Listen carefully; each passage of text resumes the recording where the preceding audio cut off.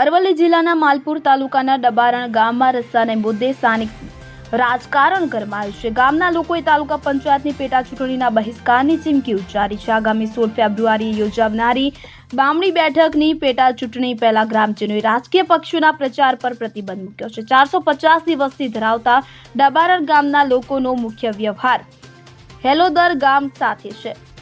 શિક્ષણ, આરોગ્ય અને રોજિંદી ખરીદી માટે ગ્રામજનોએ હેલોદર જવું પડે છે, પરંતુ ડબારણથી હેલોદર સુધીનો પાકો રસ્તો વર્ષોથી બન્યો નથી. ગ્રામજનોએ અનેક વખત તંત્ર સમક્ષ રજૂઆત કરી છતાં માત્ર આશ્વાસનો જ મળ્યા છે.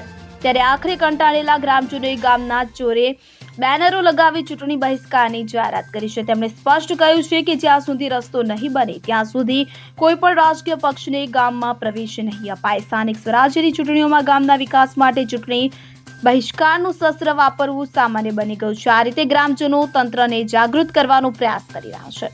અમિત ઉપાધ્યાય સાથે CN24 ન્યૂઝ.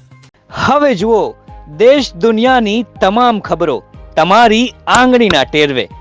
ઉઠાવો મોબાઈલ અને Google Play Store પરથી ડાઉનલોડ કરો અમારી CN24 ન્યૂઝ મોબાઈલ એપ.